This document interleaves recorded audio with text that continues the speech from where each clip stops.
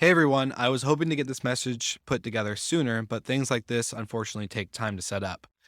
I just want to say that the acts of war against Ukraine break my heart, and I know as a prior service member myself that my thoughts and prayers go out to everyone who's fighting the fight that they really shouldn't have to.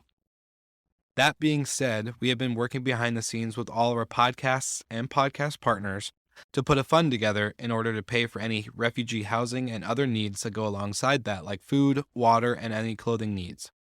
Internally, many podcasts in the Hospitality FM network have voluntarily given up sponsorship money in order to donate to the cause and are working on a unified message in order to spread throughout all of our podcasts. So this is me calling out to all of our property manager friends, industry experts, and anyone knowing of those providing lodging for Ukrainian refugees seeking safety. You can contact me directly at will with one L, W-I-L, at slicktalkmedia.com. We have an internal document that is being updated in real time. So if anyone could share this message within your network, we'd greatly appreciate it. I'm also placing in the show notes a link to our GoFundMe and landing page for Rentals to Rescue. That's rentalstorescue.com, where we're putting funds together in order to, again, provide finances for any of these lodging and relocation needs. So thank you so much for tuning into this quick message. I hope you guys are all well and safe, as I know we have tons of listeners in Ukraine and other countries in Europe. So thank you so much for tuning in, and I hope you guys enjoy this episode.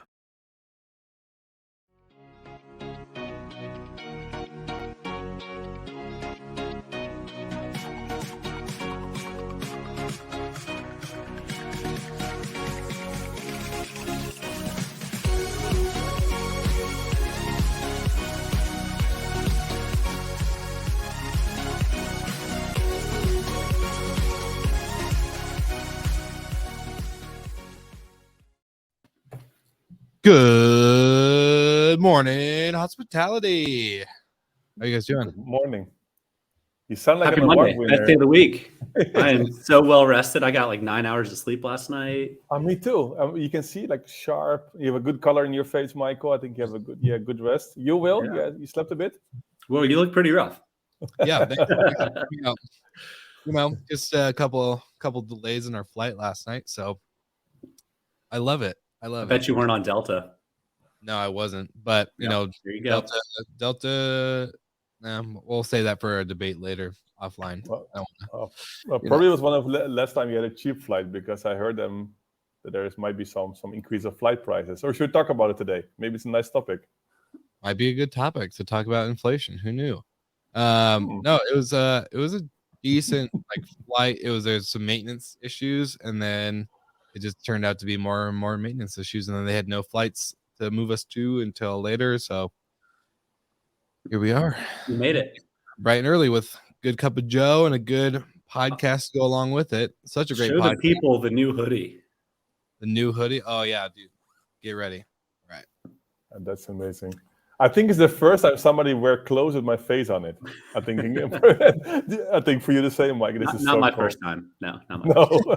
Oh, you have a whole fan club. That's true.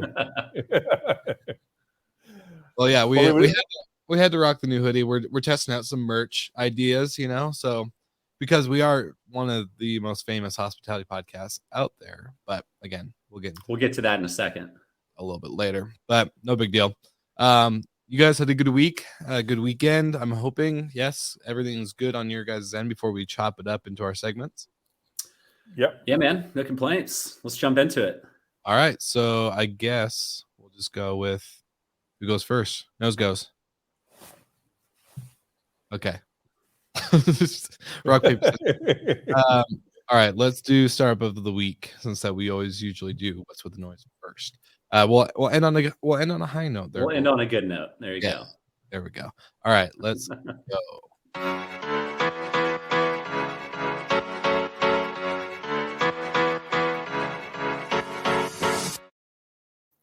Oh, I feel some pressure because I have to go first. But for this week, the startup of the week is Head Out. It's an on-demand mobile marketplace that helps travelers discover and book the most incredible tourist activities, events, and tour experiences in town for the next 24 hours with discounted prices. So well done. They raised $30 million. It's a Series B. They did a few rounds already before. I think in total they raised around 57. Their CEO I think Faroum Kana is super happy with this round. So with 30 million, they can increase actually spending. They can come back stronger. So well done, the team of Headout and their CEO. So let's see how they spend the 30 million in an industry which is actually recovering probably soon with more activity. So guys, good luck and well done.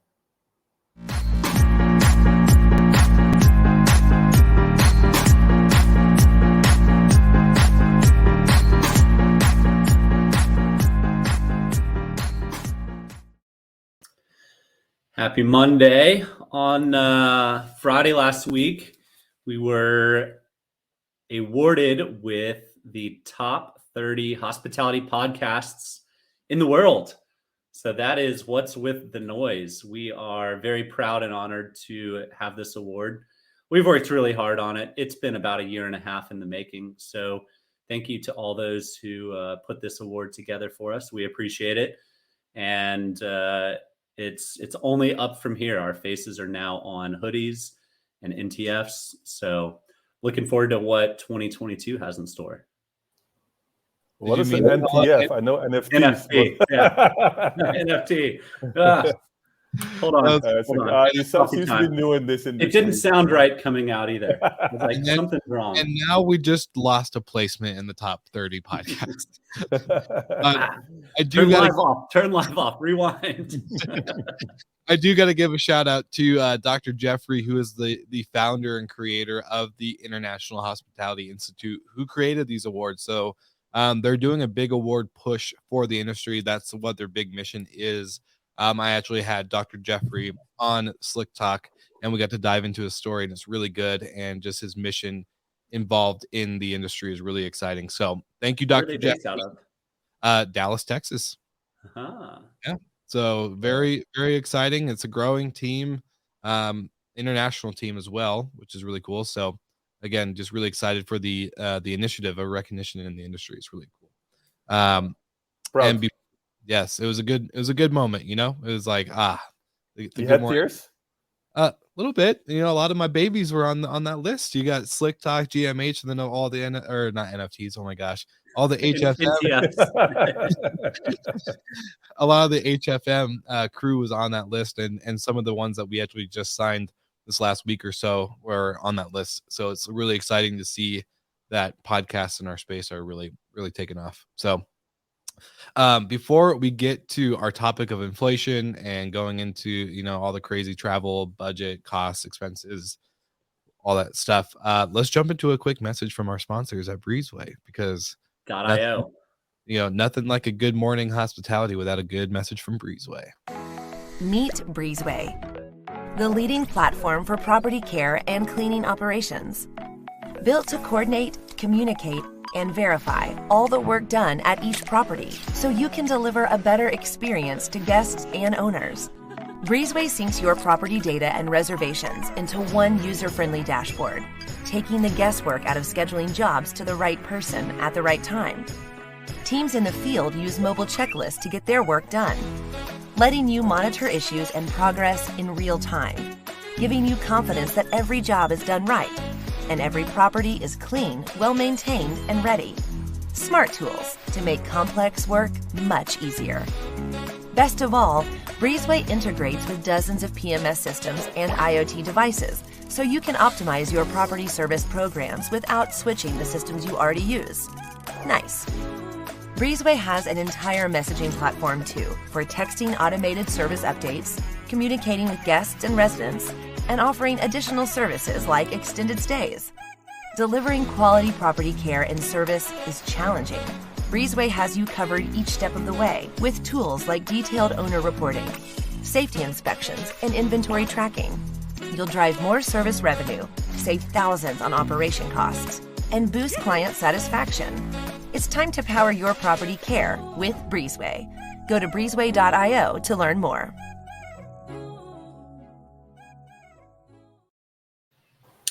Gosh, my favorite video. I love it. /GMH. Very important. And speaking of NTFs, before we get into all the other topics, we do have to give a shout out as well to Enzo Connect for becoming our NTF sponsor, sub-sponsor, round of episodes. And we did drop another NTF sleeping in with Good Morning Hospitality, since it fits the theme of that. So go check out the link in our show notes, so that way everyone can grab the newest NFT. So that way we're all rocking and rolling there. But other than that, I'll hand it off to you guys. Golden. You look like So the topic today kind of spurs from some recent searches I've done. There's a couple trips to Europe that I need to do this year, and it's unbelievable how much more expensive these flights are compared to what they were last year or the past 10 years. Yeah. A flight from Atlanta to Amsterdam used to be anywhere from $1,200 to $1,800. Now the cheapest is $2,600. So flights, and that's from a major hub to a major hub. It only goes up from there. And when you look at what companies have done with their travel budget, they've shrunk their travel budgets. And with inflation going up so much, it's really tough to see how there's going to be a whole lot of trips done this year for companies, which is a shame, because I think a lot of the conferences are really going to be back in full force this year, where we saw a lot missing last year. But companies are going to have to pick and choose what conferences, because nobody has a budget that's 40% higher than they were planning. Maybe some companies do. Maybe some are better at forecasting inflation than others. But I can assure you that we certainly have not forecasted 40% increase in travel costs. So it makes us take a good hard look at what events we are going to and what we aren't going to. Well, it was an economy class ticket for $2,500 just from Atlanta to Amsterdam. Yep. Ouch. Wow. Yep. Now in miles, it was actually pretty cheap. So the inflation has not caught up to Sky Miles. But what if you buy Sky Miles, so it didn't work out that you buy those extra miles? The price of Sky Miles is essentially the equivalent of $900 or $1,000. Like, really not bad. So yeah, I mean, it comes down to some decisions on what trips you make and what trips you don't, or staying over longer to try and get as much done on a big international trip as possible. So I was checking some flight actually from Amsterdam indeed to the US. I think I checked Miami or New York. Wasn't so bad. I think it was around $600-700. So it was still okay. I think before maybe it was around 500, so it went up. Yes, it did, but still, it was not as ridiculous high as yours. Yeah, and I mean, that's business travel, right? So every company has a budget set aside for travel, and it's going to be hit a lot earlier in the year this year than prior years. COVID restrictions are becoming more relaxed. A lot of countries have announced certain dates that they're not going to require any more testing or shots or proof of whatever. Which is great for travel, but if it costs twice as much just to land there, and we all know what food and beverage costs and hotel costs and all of these things, like even Ubers are crazy expensive relative to where they were. So it makes it a lot harder for that individual or that couple or the friend group to make a big trip this year until wages can kind of supplement the gap there. Well, the same with food and beverages. Actually, there was an article yesterday in here as well in the media that goes up quite a lot. So it's not only the flight; it will be for sure the hotels as well. I think they will just do less discounts. And I think the third thing is that if your spends, right? If you just go out for dinner, it's gonna be much more. So your total journey to move somewhere else will be much more. So yeah, let's see if they want to just get business back. I think indeed what you said, it will be less and less, because if your budget goes up at 40%, yes, you're gonna just go less and just gonna make the calculation. Same what we do. if some people from our team wants to go to a conference, we ask them, okay, what is the return? Who are you going to visit and everything? And if I see the cost goes up before, because okay, it could make sense, but if the cost goes up quite a lot, you might say just stay home. Yeah. Yes. So. I was gonna say the one thing I keep seeing like that's gotten up in all these reports or articles is flights, food and beverage, and hotels, but for no reporting really like on these mainstream articles or anything like that on like vacation rental lodging, any type of different accommodation type. Granted, there's a lot. been articles on it that expect it to be astronomical this year. So the summer that we saw with 2020, 2021, are we going to expect that this year going even higher or as high? Like what are those prices? I would guess it would be even higher than last year for two reasons. One, people can't afford to get on planes anymore. You can't send a family of 4 to Italy for flights less than 10 grand, right? So you'd rather put 5 grand towards a luxury vacation rental in some nice part of the country and just drive there and save half your money, right? So I would suspect drive-to markets just continue to thrive in the US and probably in Europe as well. Ross, what are like train tickets? Do you have any familiarity with what are they rising as high as the others? Don't ask me for when it was the last time I took a train. Actually, I have no. What about private helicopters? What do you know about those? This? I know. If you look at it's quite okay. If you look at the train tickets, it's still. If you look at the Netherlands, I would just say I think you have a day ticket. You're just crossing the whole country for $40 or something. You can cross. I think there's trains and go from to Paris. It's pretty affordable. I didn't check it recently. The same in Poland as well. So I think this become more mainstream as well. People say, okay, I would just take a train, or eventually before it was the convenience, the flight were maybe also too cheap, right? Especially when you have in Europe a lot of low cost carriers, so the EasyJet of this world. So for $30 you could fly to London. This might change. I didn't check it recently. But yeah, you might say, okay, then in that case, if the difference is small, I think I prefer the convenience of a train where I can eat something and not have to wait in the airport. And it's also it's something differently. So I didn't check the price tickets of the trains recently, but I don't think they're expecting an inflation there. That's not what I noticed so far. Yeah. Helicopters in that case, I just know I have my price. No kidding. I wish. I mean, it makes sense why flight prices have gone up so much. Fuel has gone up astronomically. Labor costs have gone up. Well, not even just labor costs, but just getting anybody to work in general. And these fields, are like we kind of talked about in the beginning, was that our flight got delayed, but there was really no crew on the maintenance side. It seemed like there was a very skeleton crew for a big plane that's carrying a couple hundred people. You'd expect, a decent sized crew, but no, there was like 2 people just looking at all these maintenance issues.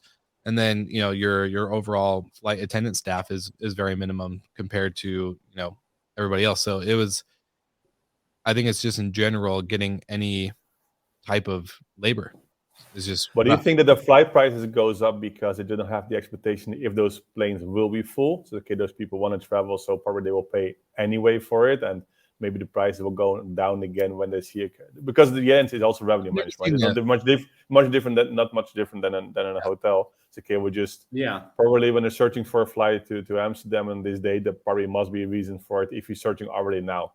Right. I've never seen a flight like I've been flying almost every month, and I've never seen a flight that's got empty seats. They're all full, like literally all of them. Lately, yeah.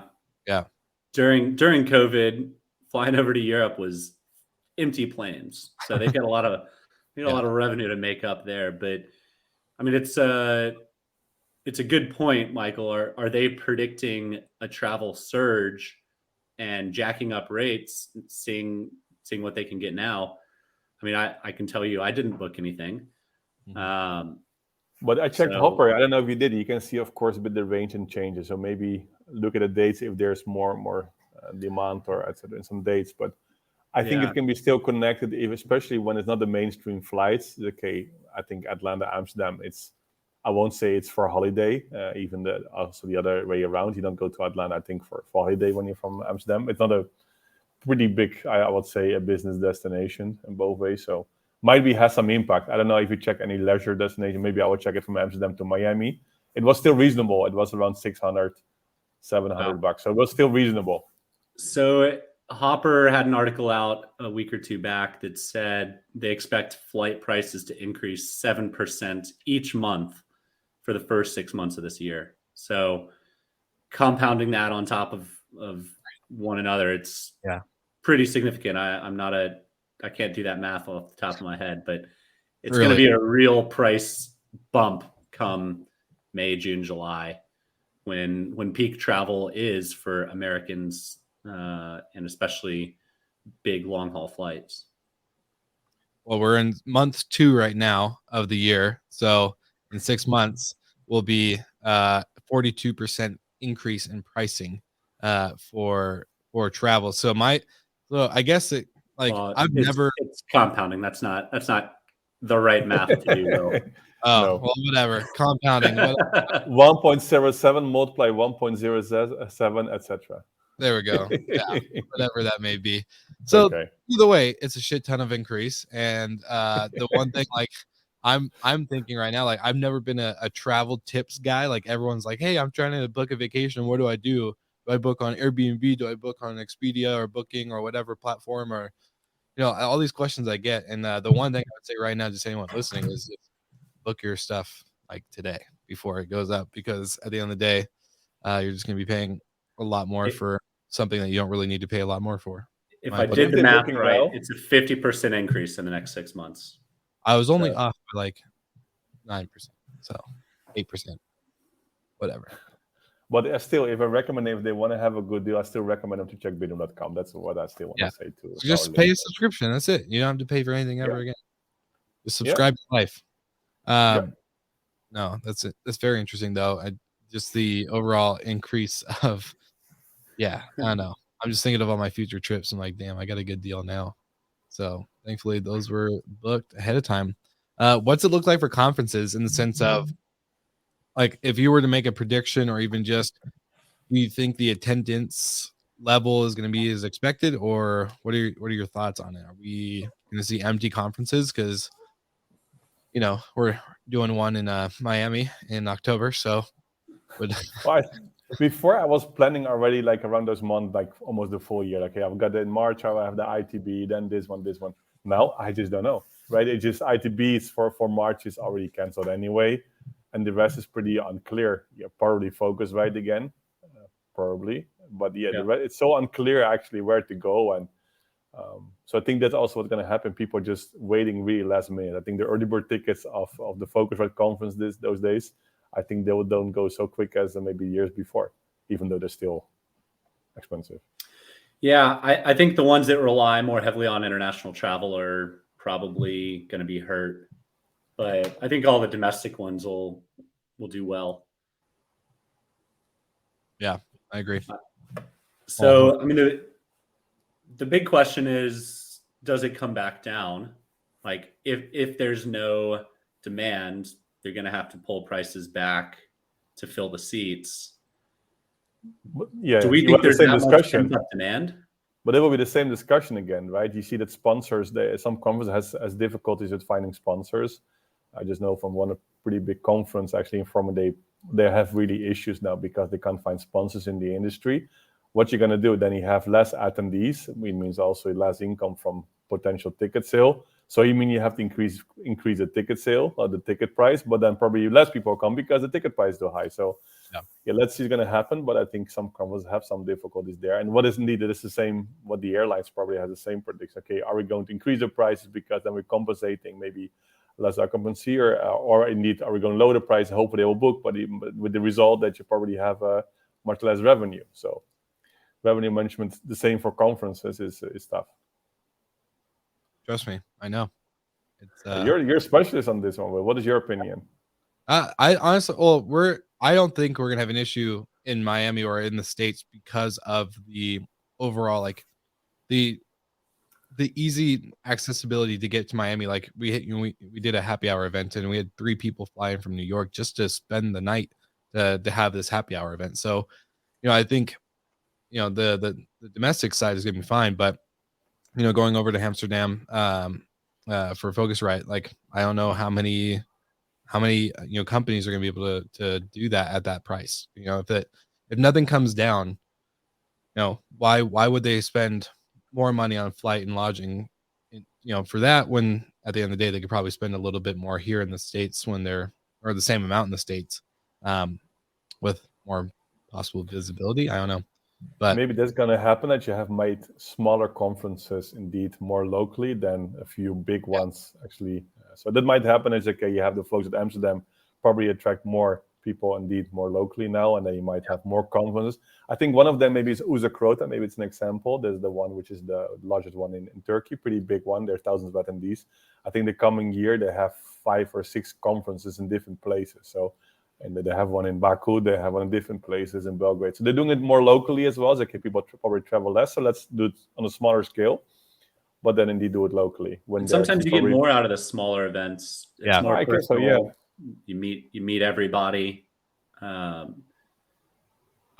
prefer the smaller events for a number of reasons, but you also miss out on the opportunity to meet somebody that is not part of the network. Yeah, that's going to happen. You'll meet probably always the same people, the same maybe 100 or 200 people, which you see probably, which you already know because they're in your same area or same place. So exactly. Yeah, I mean we'll see. It'll be an interesting road to recovery for travel and tourism. So which one you go for sure, Michael, this year? Focusrite in where is it? Phoenix? VRMA, for sure. I think that's in Vegas this year. Yep. Focusrite most likely, and I mean, really, yes, yeah. I heard really that's probably it. Cool. I don't think there's anything else on the. I heard there's maybe something in Miami. Yeah. The Book Direct Show and Destination Air Awards are coming to Miami. So what up? And then Antonio's Vacation Rental World Summit is my favorite event of the year. The flights costs, it's real, man. It's going to be. We'll see where budgets end. Where is it this year? Because it's always in like exotic, like it's in Porto this year. Okay, so it's where my COVID journey began. So it'd be nice to like end the COVID journey there this year. So we'll see what happens. Well, hopefully that is the case, that we're just ending. Like, let's just stop. Can we just cut it off? You can already feel it. The news is not covering it as much, and people. Pretty much everyone's already had it. So I think everyone's kind of moved on, which is great, but maybe that's why airlines feel like they can jack prices up. And But Will, you're the NFT guy, right? You just know everything about NFTs. And I heard so many people say, this whole virtual land in metaverse and everything, right? I still don't get it, but for sure you do get it now. Do you think there will be some events coming up in the metaverse?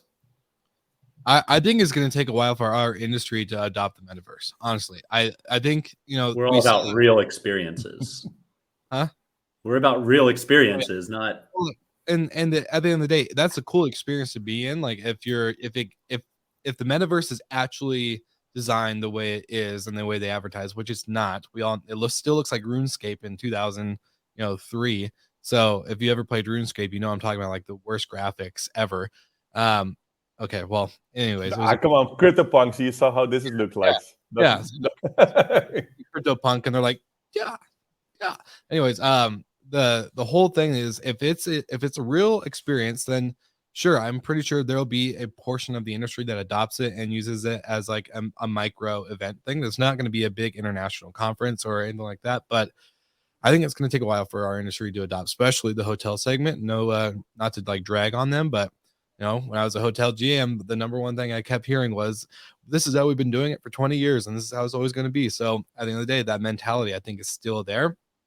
And so for vacation rentals, all of our NFT sub-sponsors are in the vacation rental space. We've never had anyone from the hotel world, whether it's tech or any type of company. So I think this is still going to take a while to adopt, as they're just trying to maintain all their staffing issues and their labor shortages and, less occupancy and probably some restrictions due to some brand names or even some destinations that they're in. So anyways, that's just my humble opinion.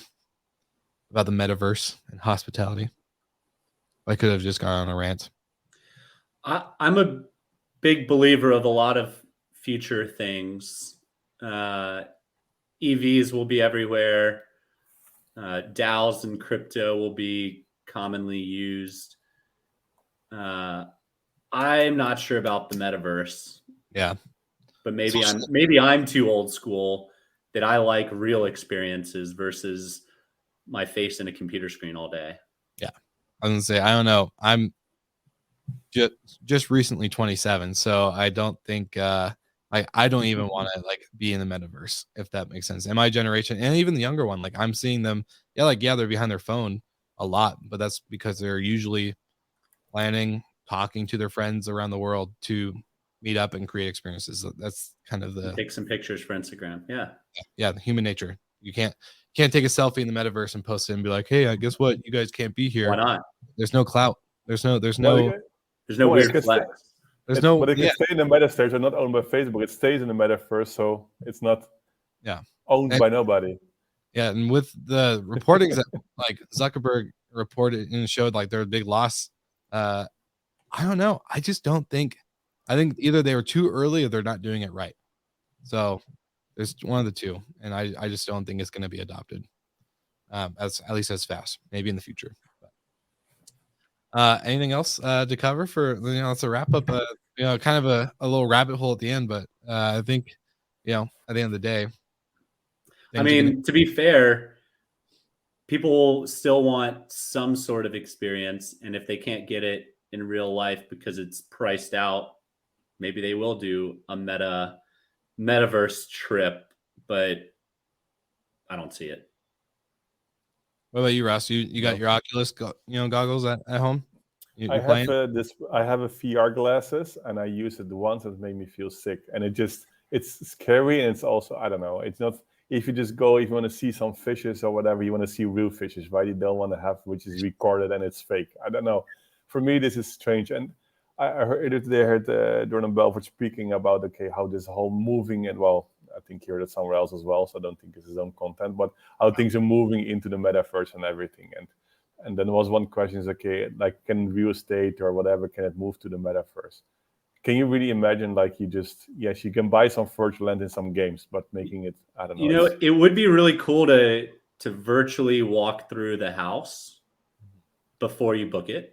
Like that would be fun. Cool. But this is metaverse. This is just VR. This is not metaverse, right? This is more giving a better experience, and this is Matterport is like V1 of that software anyway. Yeah. Very true. Very true. Well, shout out Matterport. You got a free ad here.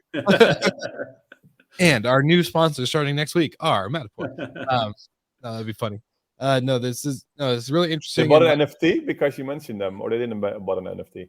No, we're just giving a freebie this week. Whoa. We gotta, inflation. We don't want people in. We gotta balance it out.